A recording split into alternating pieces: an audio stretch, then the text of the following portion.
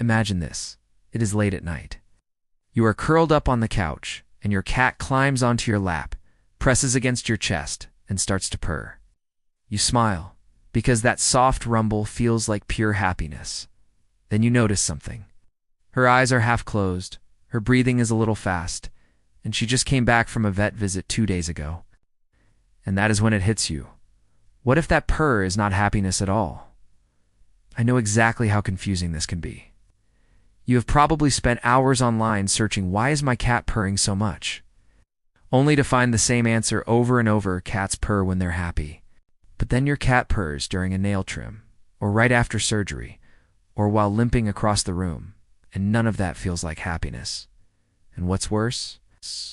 The more you search, the more conflicting the answers get, and you're left just as unsure as when you started. But what if I told you that purring is not one single behavior at all? What if I told you your cat's purr is actually a survival tool, one that she uses for comfort, for healing, for hunger, and yes, sometimes for pain? Today, I am going to show you exactly how to tell the difference between a happy purr and a hidden cry for help, so you never miss the signs your cat is trying to give you. Hi everyone, I'm Dr. Marcus, your neighborhood veterinarian, and welcome back to the channel. If you're new here, I dedicate this entire channel to helping you become the best cat parent you can possibly be, using simple, vet-approved knowledge you can actually use at home. Before we dive in, drop the guilt. We're not a bad cat parent for thinking every purr meant joy. Almost every cat owner believes this, because it's what we're taught growing up. In fact, the very fact that you're watching this video right now proves you care enough to learn the real story. I actually posted a video on reading your cat's body language, which I'll link at the end, and this video builds directly on that one. So today we are doing a complete masterclass on the cat purr. Grab a notebook, because I am about to walk you through 5 real reasons your cat purrs, how to tell them apart, and what to do about each one. Let's get into it. Chapter 1, I call this one the quiet alarm. Most owners assume a purring cat is a relaxed cat. But here's what's truly fascinating. Purring is one of the only sounds a cat makes that costs almost no energy, which means an injured or sick cat can keep doing it even when she can barely move. It's not comfort. It's a low-energy, self-soothing mechanism. Your cat's nervous system triggers automatically under stress or pain, almost like a person humming to calm themselves down during a scary moment. Researchers have long noted that cats purr at a frequency range of roughly 25 to 150 Hz, a range that overlaps with frequencies shown in some studies to support bone density and tissue repair, which is one theory for why injured cats purr so often. Here's what to actually do. Watch the whole body, not just the sound. Sit quietly near your cat for 60 seconds and check 3 things. Are her ears pinned back or slightly out to the sides? Is her tail tucked tight against her body? And is she avoiding putting weight on any leg? If you see even one of those alongside purring, treat it as a pain signal, not a happy one. Now, here's a quick warning. Never assume purring means she's fine after a fall, a fight, or any injury. A purring cat can still have a broken bone or internal pain. If your cat is purring but also hiding, not eating, or limping for more than a few hours, please call your vet the same day. Chapter 2, the hunger purr. And let me guess, you're probably thinking your cat only purrs like this around dinner time because she's excited. But what if I told you cats have actually evolved a specific version of this purr just to manipulate you?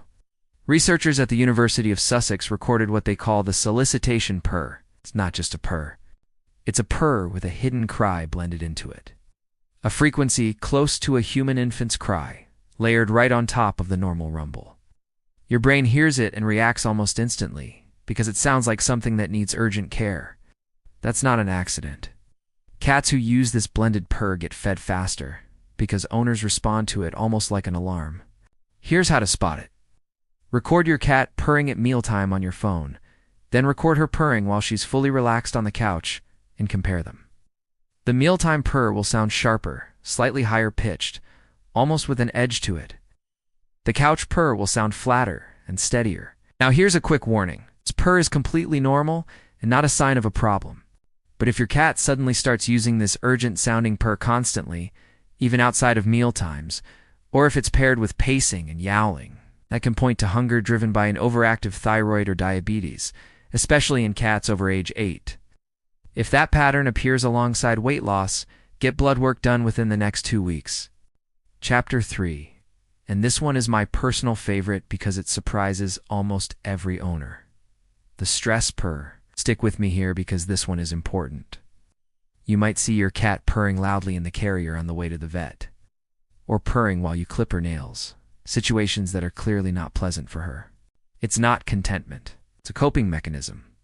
The same reason a nervous person might hum or tap their foot, engaging a calming behavior to regulate a racing nervous system. The purring itself may trigger a small release of endorphins, your cat's own natural calming chemicals. Helping her get through something scary? Here's the remedy, and it's simple. During stressful moments like vet visits or nail trims, place a thin towel that smells like home over part of the carrier, and speak in a low, slow voice rather than a high, excited one. This gives her nervous system an actual reason to calm down instead of just masking the stress with sound. Now, here's a quick warning. Do not use this purring as a reason to skip calming support for genuinely fearful cats. If your cat trembles, drools, or tries to escape during car rides or vet visits, purring alongside those signs still means high stress. And you should talk to your vet about pre-visit anxiety options rather than assuming she's coping fine. Here's the golden rule. You do not need to analyze every single purr your cat makes. Daily, just take 10 seconds when she purrs to glance at her ears, tail, and posture, almost like a quick body scan. 2 to 3 times a week, do the slightly longer check we talked about in Chapter 1. Sitting with her for a full minute during a calm moment so you know her true relaxed baseline. And as needed, whenever something feels off, whenever the purr sounds sharper or more urgent than usual, use the recording trick from Chapter 2 to compare it against her normal sound. The whole process should take you no more than 2 minutes a day. Misreading your cat is one of the hardest parts of being a cat parent, because she can't just tell you in words what she needs. But by choosing to educate yourself, by choosing to take just 2 minutes out of your day to really watch her instead of just listening to her, you are proving how much you truly love your cat, and that makes you an incredible cat parent. If this video gave you a new way to understand your cat today, please hit that like button. It helps more cat parents find this information. Subscribe and hit the bell so you never miss our weekly deep dives. Please leave a comment telling me, has your cat ever purred during a moment that clearly wasn't happy, like a vet visit or after getting hurt? I read every single one. Give your sweet, beautiful cat a gentle scratch behind the ears for Dr. Marcus tonight. I'll see you in the next one.